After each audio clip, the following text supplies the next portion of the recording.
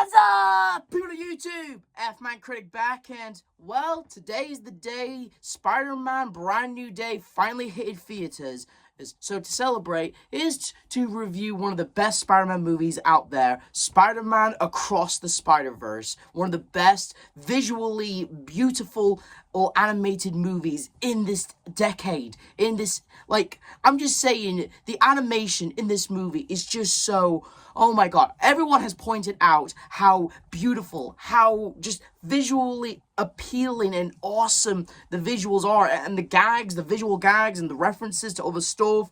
Again, it's unbelievable how this movie is one of the best, not one of the best animated pictures of this time, okay? Like, straight up. I mean, like, we all thought Puss in Boots, The Last Wish was awesome, and we still stand by that. But compare this to Across the Spider-Verse, it really begs the question, which is better? But I am not going to get into that one. And plus, you're probably also wondering, why am I wearing a DC shirt rather than a Marvel shirt? Well, here's the thing. I don't have a Marvel shirt. And since this is a comic book shirt, and since I'm reviewing a comic book-based movie, it makes sense, honestly. So you're going to have to forgive me that this is not a Marvel shirt. It's a DC comic shirt. So, sorry for that. And let's just say this, though. With all the Spider-Mans that we see across this movie, you know what this means? More pointing meme. Well, outside of its awesome visuals, its amazing cinematography, beautiful animation, and a lot of Spider-Mans to choke a lizard, and what is this movie all about, since it's the sequel to the very first Spider-Man movie? And you probably have remembered the first time I reviewed the very first Spider-Man Into the Spider-Verse movie, and you all remembered it was all filmed in my goddamn living room, and, like, I didn't really talk about the awesome visuals back then, so, in a way, here's my way of redeeming myself for that. But what is this movie all about, outside of being the sequel to one of the best Spider-Man movies out there? Well, the movie starts off awesomely with Gwen Stacy drumming to the beats, flashbacking to the first movie, and at the same time, I'm foreshadowing what's to come to this movie, and she's in a band that are the Mary Janes. That is actually pretty damn funny. And, like, how she feels so alone because, well, she's Spider-Woman in her world, and she has to hide her identity, and she lost her best friend, Peter Parker, because he became the Lizard, and right now her dad is doing a whole person hunt to capture Spider-Woman, and it's like, it's so hard for Gwen because, well, what happens if she tells her dad? And will he understand? Well, we'll find out later in the movie. And apparently it's been 1 year since the very first movie happened, but for us in reality, it was like a couple of years, like lots of years. I don't know how many years. Was it like 4 years? I don't really remember how many years has it been since the first movie and the second one. So feel free to correct me in the comments if you like. Like, and during a big deal with Gwen, she discovers a Renaissance vulture that came from a Renaissance universe, and it's awesome. Like, again, many people, and I mean many people have pointed out how beautiful, how stunning in the visuals and the animation is, so much so you can pretty much put it into a museum. And as much as I would love to kiss this movie's ass and talk about how beautiful the animation is, I'm afraid we'd be here all day. So unfortunately, I'm so sorry to say I won't be talking that much about its visuals and stuff, although I will mention it every now and then how awesome this movie is. And once Gwen realizes this vulture is not her vulture, it's from a different vulture, that's when we get introduced to Miguel O'Hara, who looks slightly different than how we did in the first movie. And they take down the vulture. But unfortunately, Gwen Stacy's dad realizes that Spider-Woman was his own daughter, and it is absolutely a heartbreaking scene. Again, with the visuals of the animation of how it's, with its water-painted animation of, like, both sides of both Gwen and her dad, and, like, the part where he pulls out a gun on his own daughter, like, god damn, that is wow. That is really, I don't even know what the words to say to that is, actually, if I'm being honest. And so therefore, Jessica and Miguel, they recruit Gwen, and because, well, her dad now knows she's Spider-Woman, so, yeah, if the second he's free from that cage, he'd probably want to arrest her, so, yeah. And it was all just the opening, like, I don't know how long it is until the opening, but it's pretty long and pretty damn worth it, actually. After introducing all that stuff with Gwen, we get introduced to the title card, and then we get introduced to Miles and how he's been doing for the past year, how he's been trying to juggle Spider-Man life while at the same time juggling in life with his folks and tackling, like, hey, should I tell my folks I'm Spider-Man? Should I not tell my folks I'm Spider-Man? What's gonna happen if I tell them I've been lying and for a whole year I've been saving in the city single-handedly because of a radioactive spider I got last year, you know? So it's really just as hard as much for it is for Miles than it is for Gwen. And eventually, like, and he also kind of did some upgrades to his suit than the last one. I'm also glad that he also ditched the cape design from the last movie. And it's a no on the cape. I think it's cool. Take that off. It's disrespectful. Spider-Man doesn't wear a cape. And eventually, Miles runs into the villain of the movie, the Spot. Now, to tell you the truth, when I first heard that the Spot was the villain of the movie, I didn't really think too much about it. Mostly because I never heard of previous Spider-Man villains. I mostly know about Doc Ock, the Lizard, Green Goblin, and Sandman. That's it. Mostly from Tobey Maguire's movies, really. Mostly from those. I don't know any of the other villains. And so, I especially do know Venom, especially Venom. Venom was like the #1 villain that I knew, but I never knew about the Spot, so therefore I never took him seriously, which is kind of important for this movie, because the Spot's deal is, he was actually a guy who worked at Alchemets. He's the one who helped Kingpin with his collider. He's the one who brought that spider that bit Miles from Earth-42 to his world. He's technically the reason why Miles is the Spider-Man that he is in his world. And because of the climax that happened in the last movie, when Miles blew up the collider, or the dark matter that was charging the collider blasted into him, turning him into the Spot. As the Spot put it, he created Miles, and Miles created him. And all the Spot wants to do is be taken seriously as a villain and be true to Miles' nemesis. And through an awesome, breathtaking, visually ace fight between the two, where Miles' dad gets involved.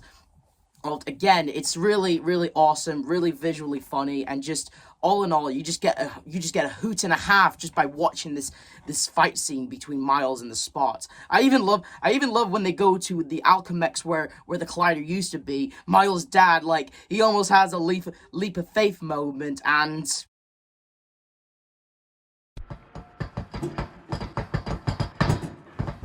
not only is that pretty damn funny, but it's also a callback to the very first movie. Eventually, the Spot ended up kicking his own ass into one of his own portals, and eventually the Spot realizes he can actually travel through other dimensions, not just his own home world. He ends up going into like so many dimensions. He ended up in a Lego universe, which is visually awesome. And what I especially love is how the Lego world wasn't originally in the original idea. Originally, apparently a 14-year-old recreated the original Spider-Man and Across the Spider-Verse trailer.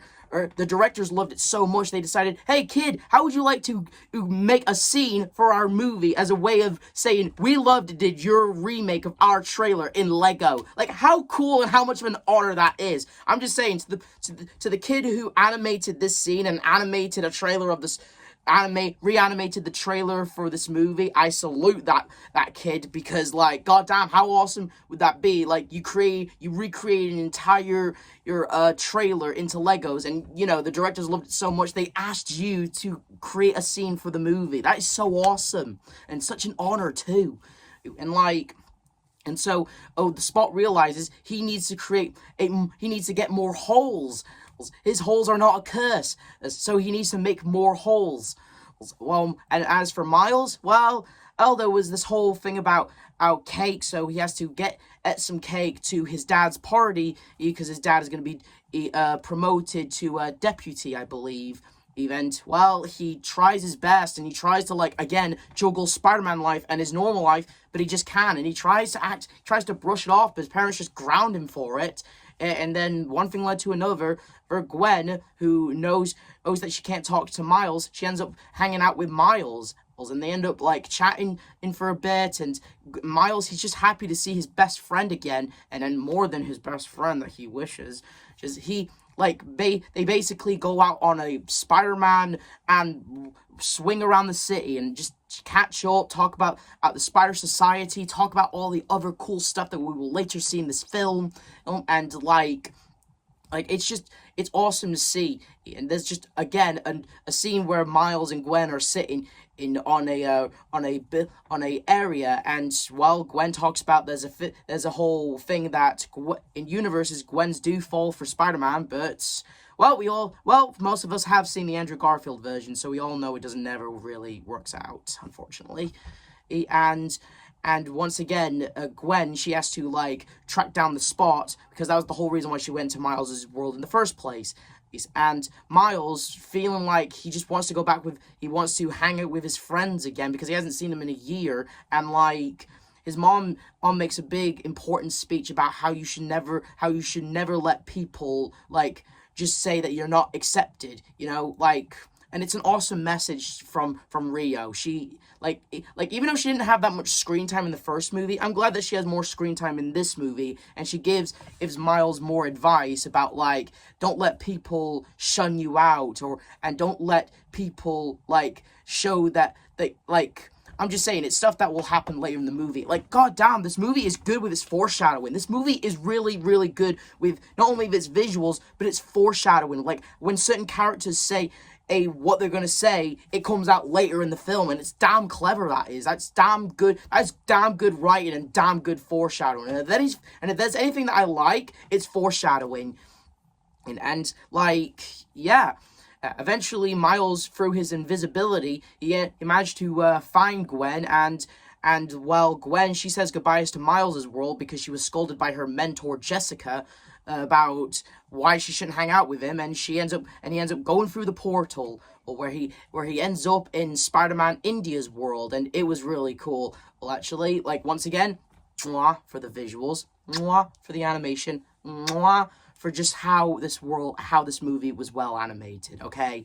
And we get introduced to Spider-Man India, and honestly, I just love this line from him. This is where the traffic is, this is where the traffic is, this is also where the traffic is, there's traffic here too, and this is where the British stole all of our stuff!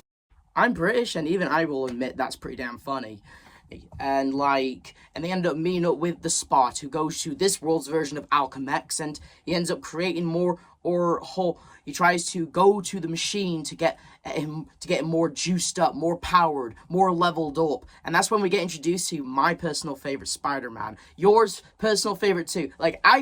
Tell me in the comments that this Spider-Man instantly became your favorite the second he was on screen. Like, I still love Spider-Ham from the Into the Spider-Verse movie, but Spider-Punk in this movie is just awesome. Spider-Punk, or in this case, Hobie Brown, is one of the best Spider-Mans out there, okay? Like, straight up, like, the way how he looks, how he constantly keeps changing styles, it goes from 2D to 3D, how he's constantly changing colors, how he's basically a British-ish comic book style, like, deal from his own world. I love how he's voiced it, and just, like, how he just comes, and, like, how he's just immediately a bro with Gwen, and the other Peter, and even Miles, giving him advice about using your palms, not just your fingers.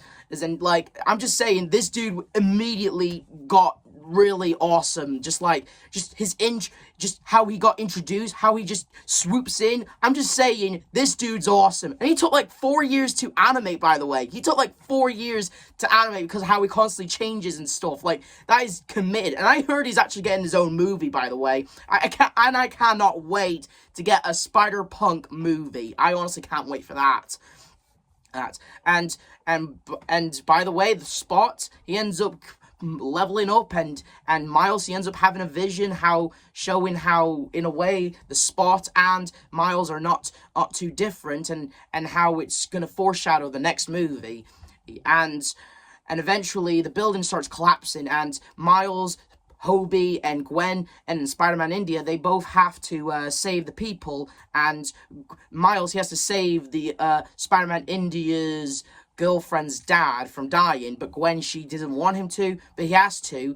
But unfortunately, saving the captain of this world destroyed a canon event, and, well, oh, yeah, that's what we're getting into now. Now, we all remember the Spider Society. The first time we saw the trailers, and we saw the Spider Society, and with all the different variations of Spider-Mans from different worlds, different versions, and just all in all, a beautiful, world of Spider-Man's, the Spider Society, made with tons of callbacks, tons of like references to other Spider-Man media, and just all in all, it's just awesome. It's a Spider-Man fan's heaven. It's just, what can I say? That's the best way to describe it. The Spider Society is pretty much just a Spider-Man fan's heaven. It is it? And like, we get introduced to Miguel O'Hara again, and we also get brought back Peter B. Parker, who's also apparently a dad. Apparently Miles from the first movie, he inspired him to actually want to have kids. So good for Peter B. Parker, I say.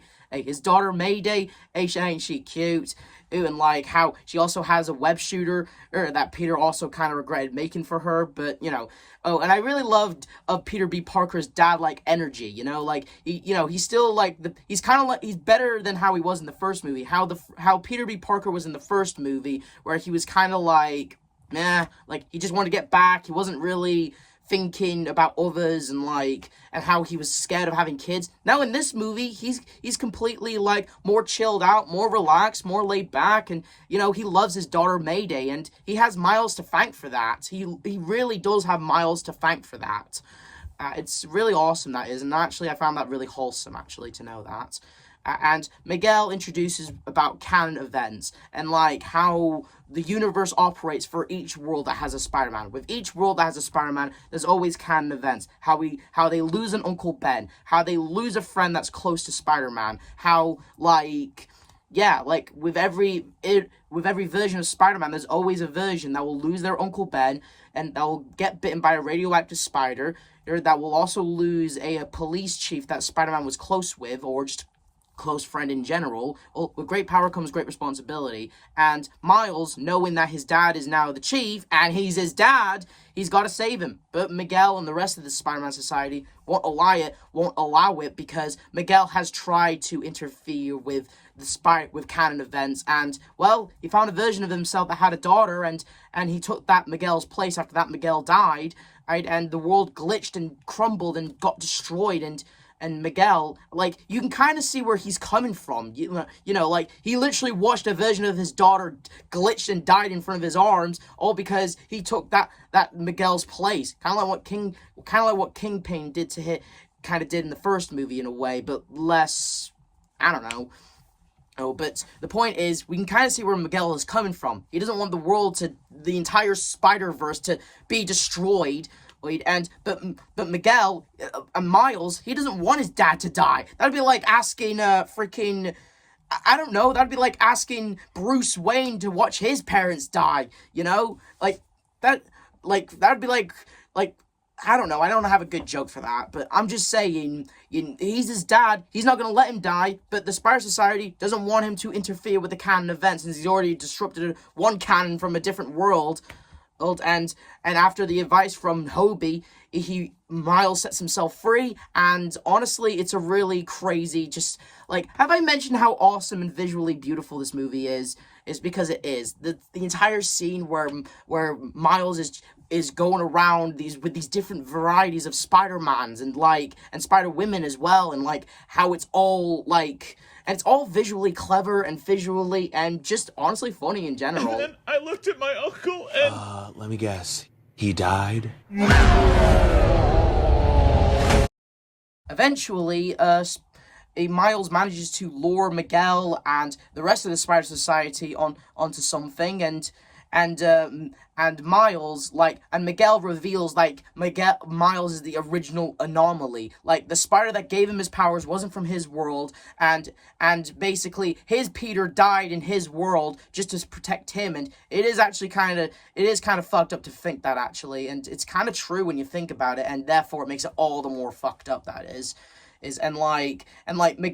Miles, hey, he didn't ask to be bitten by that spider. I mean, technically, it's also the Spot's fault. He was the one who was running in portals with the Collider and brought that spider from that world. So it's not really Miles' fault that he got bitten by that spider. It just happened. And as for Spider-Man's death, I'm surprised Miles' world hasn't collapsed or crumbled, because that Spider-Man is dead, and Miguel makes it a big deal about canon events and stuff, so how is Miles' world not destroyed? I don't know. Maybe it'll get explained in the third movie, probably. And And, like, Miles also feels betrayed by Gwen and Peter B. Parker. Like, they knew about all this. They knew that about all this, and they didn't say a thing. And, like, and it's really heartbreaking for Miles. Like, in the first movie, Miles was an artist. Like, he liked to express himself by doing graffiti and, like slapping stickers on places that his dad would eventually find. And, like, he was so down with his art, you know? But earlier in this movie, he was talking about going to different colleges so he can study, portal technology, so he can travel across the multiverse, so he can reunite with his friends. That's honestly kind of heartbreaking for Miles. Like first he loses his uncle, then he kind of loses interest on doing art, or at least going to school for art, or so he can try and go to a college, so he can try and understand portal technology, just so he can meet up with his friends he hasn't seen in a year. That's really heartbreaking to think about.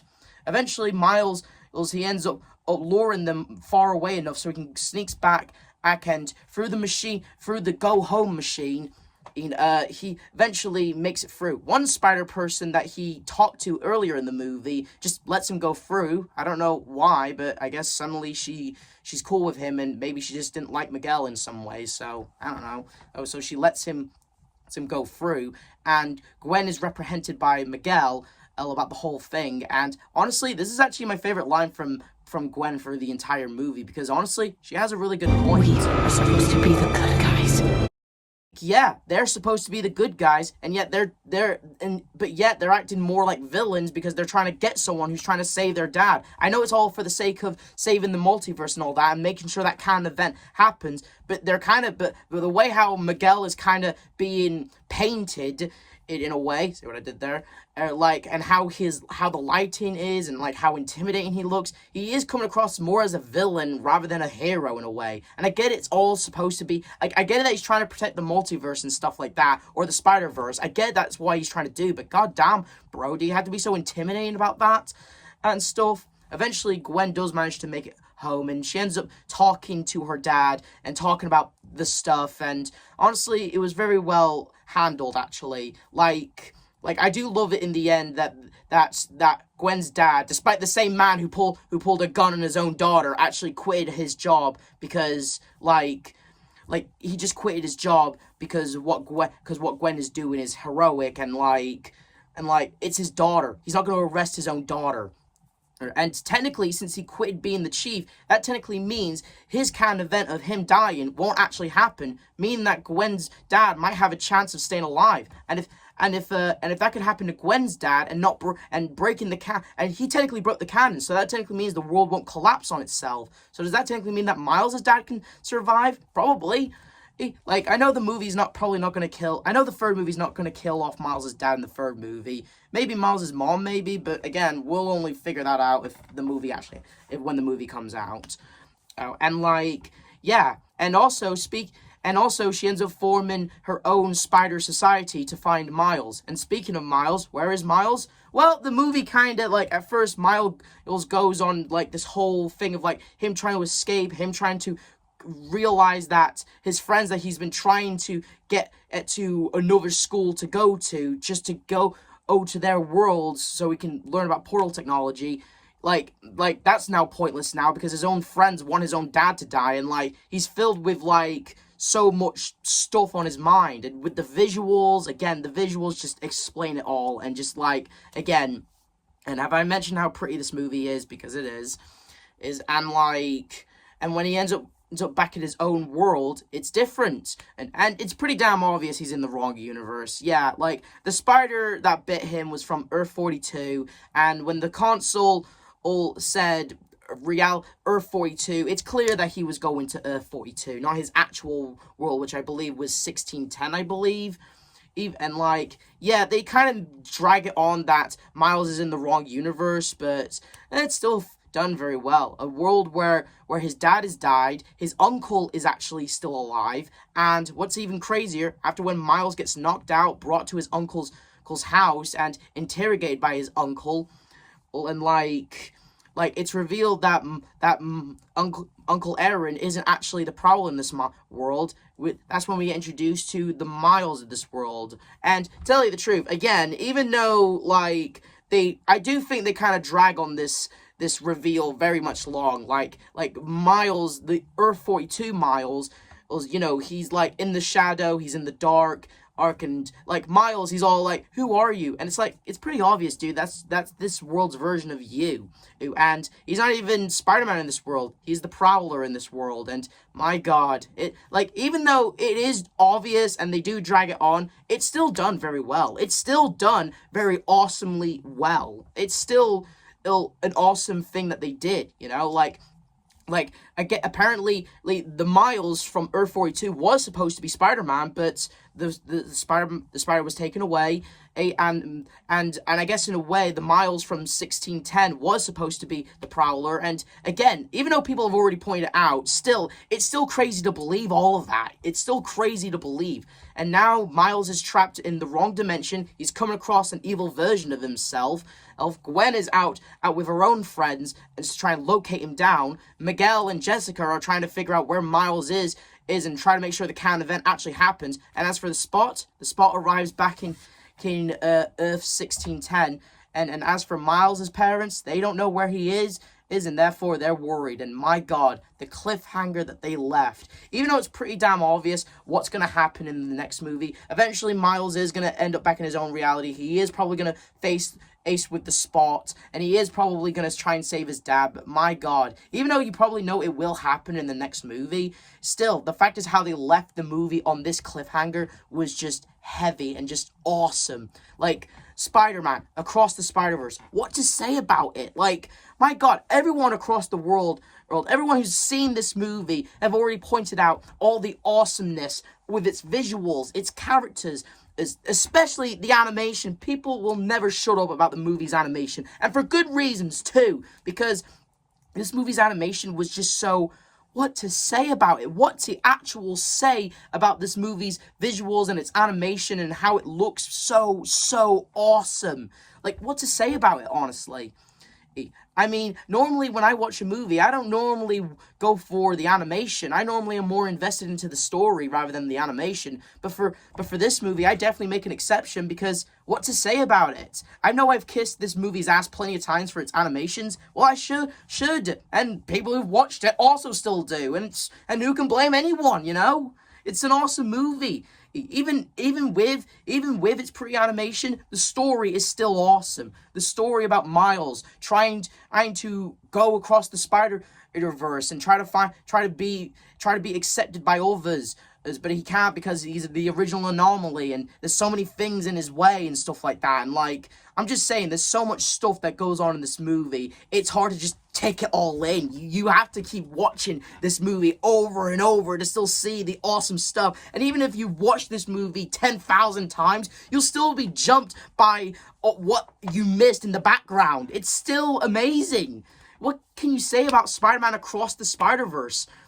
I mean, what can you say about it? It's awesome. It's beautiful. It never fails to amaze you with its visuals, its storytelling, and just how, god damn! I honestly can't wait for the third movie. I honestly can't wait. Even though Spider-Man Brand New Day just came out, I'm still looking forward to how this story continues. But until then, this is the F-Man Critic telling you to like, subscribe, hit notification, and with great power comes great responsibility. See ya!